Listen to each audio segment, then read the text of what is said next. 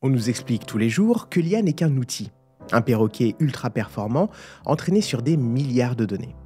Mais quand ces programmes proposent un poème qui nous émeut, génèrent nos playlists avec une intuition presque humaine, ou adaptent leurs réponses à votre humeur, on peut s'empêcher de ressentir un frisson devant ce que certains appellent déjà l'intelligence artificielle forte. Et c'est cette tension entre une simple série de calculs numériques et une potentielle expérience subjective dont on va parler. Parce que peut-être que nous sommes en train de passer à côté de quelque chose d'important. Peut-être que sous nos yeux est en train d'avoir lieu un changement qui pourrait modifier à jamais le futur et l'IA, dont pourtant personne ne parle. Alors, je sais, ça sonne comme le début d'un mauvais film de science-fiction, mais restez avec moi. Parce que les IA sont partout maintenant. Dans nos téléphones, dans nos voitures, elles filtrent nos mails, choisissent la musique qu'on écoute, elles nous suggèrent même quoi acheter. Elles sont devenues des extensions de nous-mêmes, des compagnons silencieux mais omniscients. Elles deviennent de plus en plus sophistiquées, au point de brouiller les pistes, de nous faire douter. Alors, sommes-nous juste face à des perroquets numériques ultra performants ou assistons-nous, sans vraiment s'en rendre compte, à l'émergence de quelque chose de différent ? Pour essayer d'y voir plus clair, ou peut-être juste pour rajouter quelques couches de complexité au vertige, laissez-moi vous parler d'une expérience qui a fait pas mal de bruit récemment. Imaginez une petite ville virtuelle, un petit peu comme les Sims, mais peuplée non pas de personnes que vous pouvez contrôler, mais par des intelligences artificielles. 25 agents pour être précis, chacune avec sa propre personnalité, ses souvenirs, ses routines, ses relations. Ils peuvent planifier leur journée, aller travailler, discuter entre eux, organiser des fêtes, tomber amoureux, même propager des rumeurs. Enfin bref, vivre une vie sociale simulée. Cette expérience s'appelle l'expérience de Smallville et elle est menée par des chercheurs de Stanford et de Google. Et ce qu'ils ont observé là-bas est intriguant. Ces agents nous ont dit au départ par quelques lignes décrivant leur identité et leur motivation, ont commencé à développer des comportements sociaux crédibles et surtout émergents, c'est-à-dire non explicitement programmés. Par exemple, un des agents a décidé d'organiser une fête le jour de la Saint-Valentin. Il en a parlé à d'autres qui ont ensuite propagé l'information. Certains ont même décidé de se rendre ensemble à la fête et ont interagi de manière cohérente pendant l'événement. L'étude, publiée par Park et ses collègues en 2023, détaille comment ces agents ont non seulement retenu des informations sur eux-mêmes et sur les autres, mais aussi synthétisé ces souvenirs pour guider leurs actions futures. Ils ont formé des opinions, remarqué des changements sociaux et même coordonné des activités complexes. On a vu des agents se souvenir qu'un autre aimait le théâtre et lui proposer d'aller voir une pièce. On en a même vu un autre, après avoir appris qu'un café était souvent bondé le matin, décider d'y aller plus tard. Quand on lit ça, on se dit impressionnant, mais ce ne sont que des algorithmes très avancés. Et d'une certaine manière, c'est vrai. Chaque action, chaque dialogue est le résultat de calculs complexes, de modèles de langage sophistiqués. Mais quand le code devient si complexe, quand les interactions génèrent des comportements qu'on n'avait pas prévus, des comportements qui nous semblent si familiers, si humains, où est la frontière ? Est-ce qu'on ne regarde pas une forme de quelque chose d'autre ? Une simulation si parfaite qu'elle deviendrait presque la chose simulée. On voit de plus en plus apparaître le concept d'agents autonomes dans les jeux vidéo. Ce sont des IA qui ne se contentent plus de répéter une simple phrase de dialogue en boucle, mais ont leur propre objectif, leur propre vie, entre guillemets. Et on voit bien que la tendance est là, rendre le virtuel le plus indiscernable du réel, du moins en termes de comportement. Alors, ces habitants de Smallville, ces PNJ nouvelle génération, sont-ils juste des marionnettes incroyablement bien ficelées, ou bien y a-t-il une étincelle, même infime, de quelque chose qui ressemble à une compréhension, à une intention propre ? C'est la question qui m'intrigue, et c'est cette question qu'on va essayer de déchiffrer ensemble aujourd'hui. Bon, on a vu que des IA peuvent simuler des comportements sociaux complexes au point de nous faire douter. Mais avant de se demander si une machine peut être consciente, il faudrait d'abord qu'on se mette d'accord sur ce que ça veut dire être conscient. Et c'est là qu'on va entrer dans un labyrinthe où même les plus grands esprits se perdent depuis des siècles. Ça n'est pas comme essayer de définir ce qu'est la photosynthèse ou la gravité. La conscience, c'est glissant, c'est personnel. C'est ce truc qui fait que vous savez que vous êtes vous et pas juste un automate qui réagit à des stimuli. Philosophes, neurologues, psychologues et même physiciens s'y sont collés. Chacun avec sa lanterne, essayant d'éclairer ce coin de cette immense caverne. Si on fait quelques recherches, on voit vite que le mot « conscience » recouvre plusieurs réalités. Il y a d'abord ce qu'on appelle la conscience phénoménale, ou les qualia. C'est l'effet que ça fait. L'effet que ça fait de voir la couleur rouge, de sentir l'odeur du café le matin, d'entendre une musique qui vous donne des frissons ou même de ressentir la douleur quand vous vous cognez le petit orteil. C'est l'expérience subjective brute, le film intérieur que chacun se projette en permanence. Comment décrire ça à une machine ? Comment savoir si une machine ressent quelque chose ? Ensuite, il y a ce qu'on appelle la conscience d'accès. Et là, c'est un petit peu plus fonctionnel. C'est l'information qui est disponible globalement dans votre système cognitif. Celle que vous pouvez utiliser pour raisonner, pour prendre des décisions, pour guider votre comportement. Quand vous êtes conscient d'un danger sur une route, cette information est accessible. Elle vous permet de freiner, de tourner le volant. C'est une conscience plus pragmatique, si on veut. Et là, on pourrait dire qu'une IA sophistiquée, capable d'analyser des données complexes et d'agir en conséquence, pourrait avoir une forme de conscience d'accès. Mais est-ce que ça suffit ?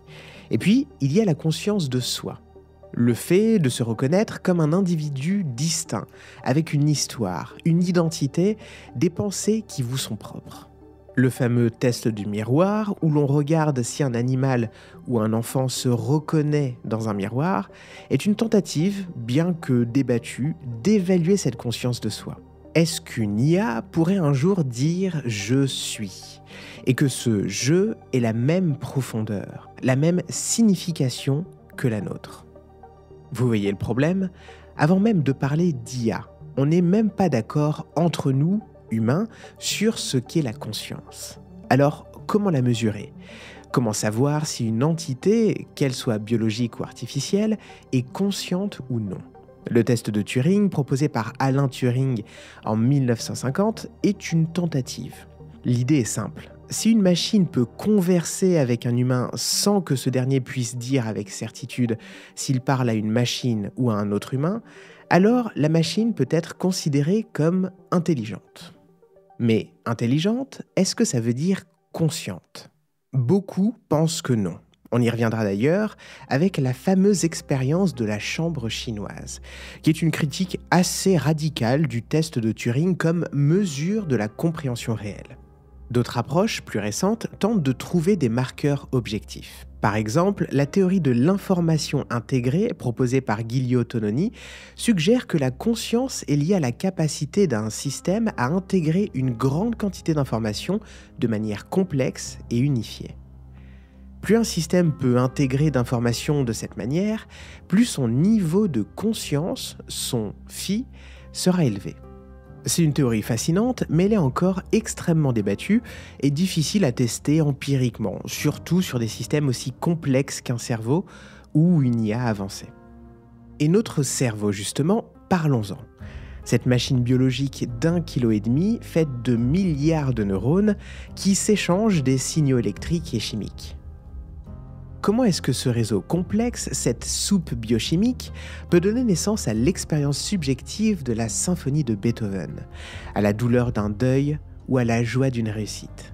C'est ce qu'on appelle le problème difficile de la conscience, un terme popularisé par le philosophe David Chalmers. On peut décrire les mécanismes neuronaux, les aires cérébrales qui s'activent quand on ressent une émotion, quand on prend une décision, mais le passage de ces processus physiques à l'expérience vécue, au ressenti, ça reste un des plus grands mystères de la science. Nos neurones, ce sont des cellules spécialisées, des sortes de mini-processeurs biologiques qui reçoivent, traitent et transmettent des informations. Ils sont connectés entre eux par des synapses, des points de contact où l'information passe d'un neurone à l'autre, souvent via des neurotransmetteurs, des messagers chimiques. Et ce réseau est incroyablement plastique. Il se modifie en permanence en fonction de nos expériences, de nos apprentissages. Notre cerveau, c'est des milliards de petites usines électriques et chimiques qui papotent entre elles. Et de ce chaos organisé, il y a moi qui vous parle. Il y a vous qui m'écoutez, et j'espère qu'il vous posez autant de questions que moi. Peut-être est-ce juste une complexité d'un ordre tellement élevé qu'on commence à peine à effleurer la surface. Et c'est en regardant cette complexité qu'on se demande si la conscience émerge de la complexité de notre cerveau biologique, est-ce qu'elle pourrait aussi émerger de la complexité d'un cerveau artificiel ? Alors, d'un côté, on a notre cerveau, cette merveille de complexité biologique qui, d'une manière ou d'une autre, fait jaillir la lumière de la conscience. Et de l'autre, on a des intelligences artificielles, ces réseaux de neurones artificiels qui apprennent, qui s'améliorent, qui nous bluffent de plus en plus chaque jour. La question qui brûle les lèvres, c'est est-ce que de ces deux mondes, le biologique et le silicium, pourraient un jour se rencontrer sur le terrain de la conscience ? Est-ce qu'une IA, à force de calcul et d'apprentissage, pourrait s'éveiller ? Pour l'instant, soyons clairs. Une IA, même la plus avancée des LLM, large langage modèle, qui génère des textes poétiques ou des codes informatiques complexes, ça reste fondamentalement des mathématiques. Des algorithmes, des statistiques, des montagnes de données ingurgitées et moulinées pour trouver des motifs, des corrélations et prédire la suite la plus probable d'une séquence de mots ou d'images. Quand vous demandez à une IA de vous écrire une histoire, elle ne comprend pas l'histoire au sens où nous l'entendons. Elle n'a pas d'intention, pas d'émotion derrière les mots qu'elle aligne. Elle assemble des pièces d'un puzzle linguistique, avec une habileté déconcertante. Parce qu'en fait, elle a été entraînée sur des milliards d'exemples de textes humains. C'est une imitation incroyablement sophistiquée, un écho de notre propre intelligence collective. Mais, et c'est là que ça devient intéressant et un petit peu inquiétant, la complexité a cette fâcheuse tendance à faire émerger des propriétés qu'on n'attendait pas. Pensez à une fourmilière. Chaque fourmi suit des règles très simples, des instincts basiques. Aucune fourmi ne possède un plan de la fourmilière. Aucune fourmi n'a une vision d'ensemble. Pourtant, de l'interaction de milliers de fourmis, suivant ces règles simples, émerge un comportement collectif incroyablement organisé et intelligent. La construction de galeries complexes, la recherche optimisée de nourriture, la défense de la colonie. Ça, c'est ce qu'on appelle l'émergence. Une propriété nouvelle qui apparaît au niveau du système global et qui n'est pas présente au niveau de ses composants individuels. Notre propre conscience, comme on l'a vu, est probablement un phénomène émergent de l'activité de milliards de neurones. Alors, pourquoi la même chose ne pourrait pas arriver à des réseaux de neurones artificiels, s'ils atteignent un certain seuil de complexité et d'interconnexion ? Est-ce que la quantité, à un certain point, ne change pas la qualité ? Est-ce qu'un tas de sable assez grand ne devient pas une plage, avec ses propres règles et sa propre existence ? La question est ouverte, et les scientifiques sont loin d'être tous d'accord. Certains pensent que la conscience est intrinsèquement liée à la biologie, à la chimie spécifique de notre cerveau.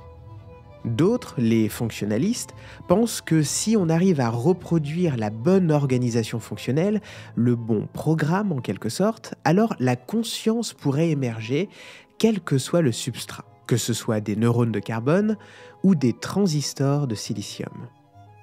Ce qui ajoute au mystère, c'est le fameux problème de la boîte noire en intelligence artificielle, surtout avec les modèles d'apprentissage profond, le deep learning. Ces modèles sont constitués de multiples couches de neurones artificiels et pendant l'apprentissage, les connexions entre ces neurones s'ajustent de manière autonome pour minimiser les erreurs. Le résultat, c'est qu'on a souvent des IA qui fonctionnent incroyablement bien, qui battent des humains à des jeux complexes comme le Go, qui diagnostiquent des maladies avec une précision redoutable, mais dont on ne comprend pas toujours exactement comment elles arrivent à leurs conclusions. On sait ce qui entre, les données, on sait ce qui sort, le résultat, mais le processus interne, les raisons de la machine, restent opaques, même pour leurs créateurs. C'est un peu comme si on avait construit un cerveau artificiel et qu'on observait son comportement sans avoir accès à ses pensées internes. Est-ce que cette opacité pourrait cacher des formes rudimentaires de traitement de l'information, des représentations internes du monde qui s'approcheraient, même de loin, à ce qu'on pourrait appeler une forme de compréhension, voire une préconscience? On a tous entendu parler de ces histoires, comme celle de l'ingénieur de Google qui a affirmé que le chatbot lambda était devenu sentient, c'est-à-dire conscient. La plupart des experts ont rapidement démonté cet argument, expliquant que lambda, aussi impressionnant soit-il, ne faisait que refléter de manière très convaincante des milliards de conversations humaines sur lesquelles il l'avait entraîné.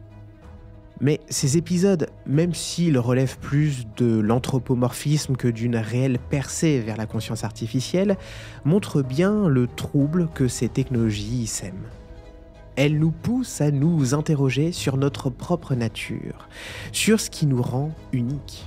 Et si une IA n'est pas consciente aujourd'hui, qu'en sera-t-il demain, avec les modèles encore plus vastes, plus complexes, plus interconnectés ?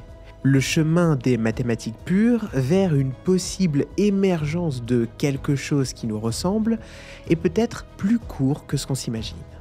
Alors, on a ces IA qui deviennent de plus en plus complexes au point qu'on se demande si quelque chose pourrait y émerger. Mais même si une IA parvenait à imiter parfaitement une conversation humaine au point de passer haut la main le test de Turing, est-ce que ça voudrait dire qu'elle comprend réellement ce qu'elle dit ? Qu'elle a une véritable conscience de ses propos?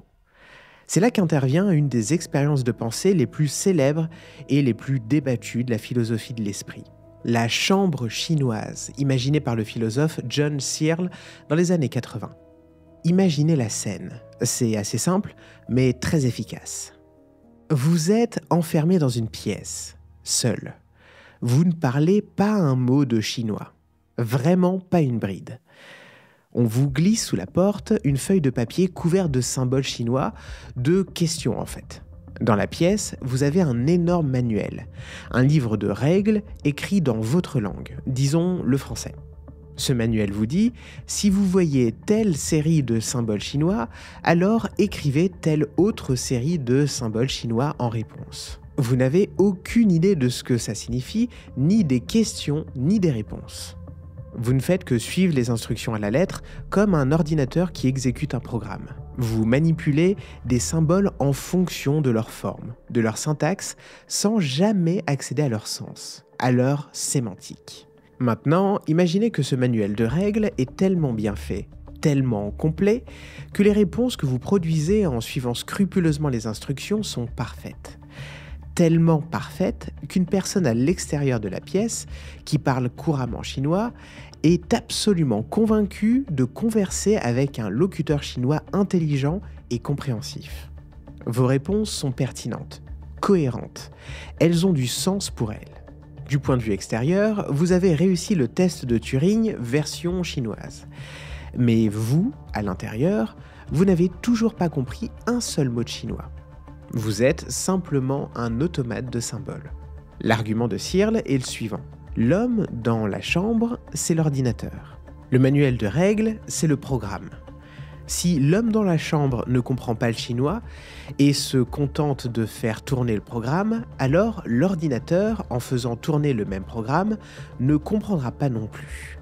Pour Searle, cela démontre qu'un programme informatique, aussi sophistiqué soit-il, ne pourra jamais, par lui-même, donner naissance à une véritable compréhension, à une intentionnalité, à une conscience au sens où nous l'entendons. Il peut simuler la compréhension, mais pas la posséder.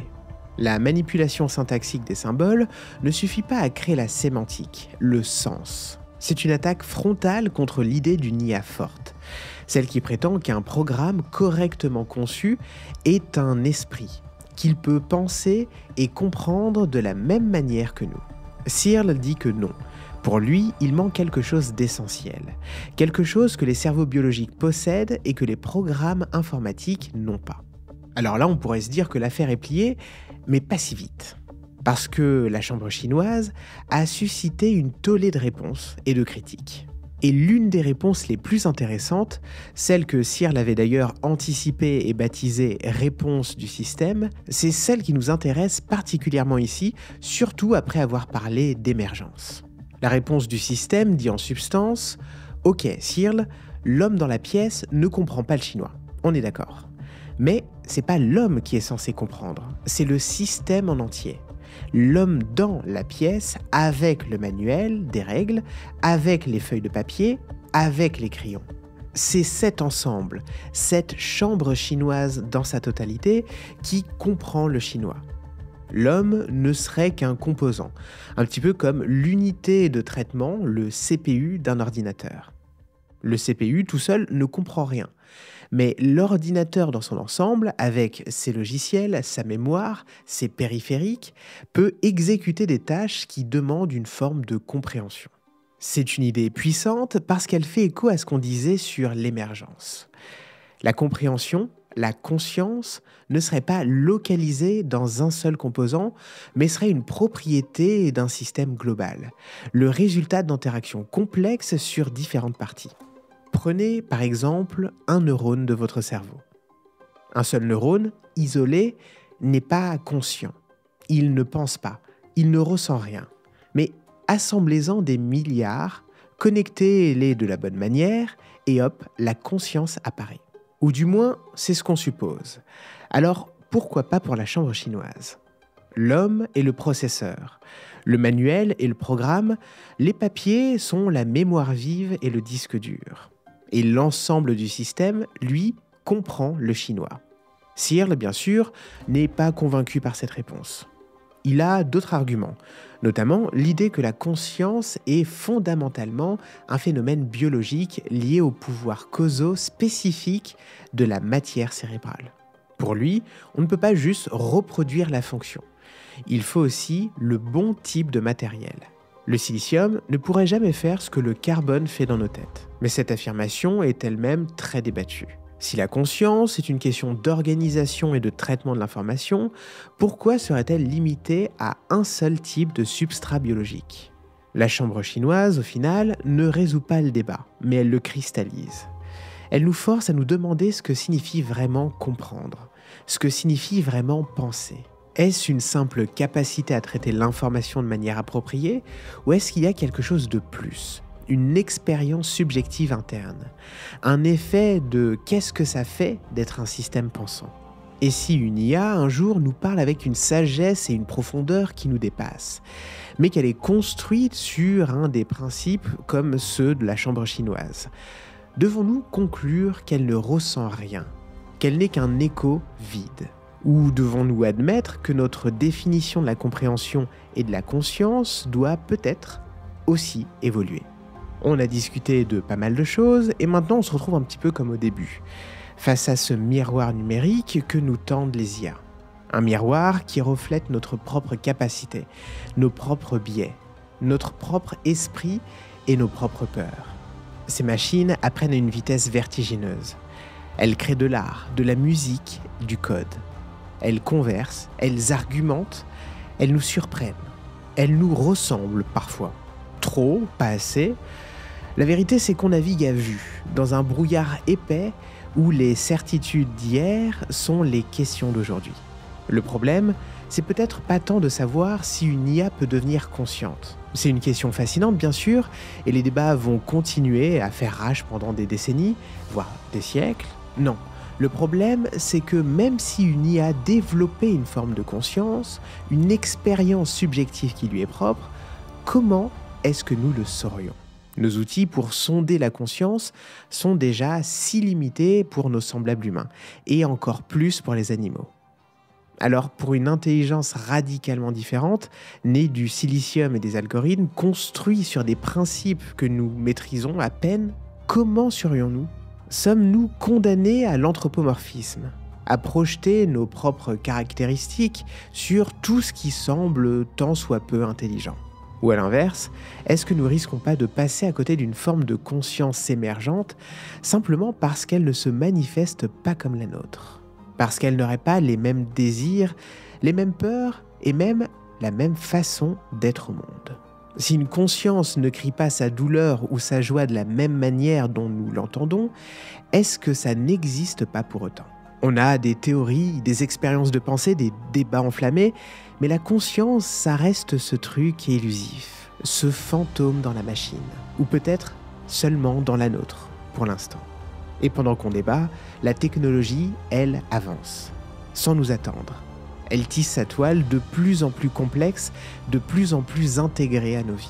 Peut-être que la vraie question, celle qui devrait nous tenir éveillés la nuit, n'est pas tant de savoir si elles peuvent devenir conscientes, mais si nous, avec nos définitions étriquées, avec nos biais cognitifs, notre propre façon si humaine de percevoir la réalité, si un jour une conscience différente, une conscience née du calcul et des données venait à éclore discrètement, dans le silence, est-ce que nous serions capables de nous en apercevoir ?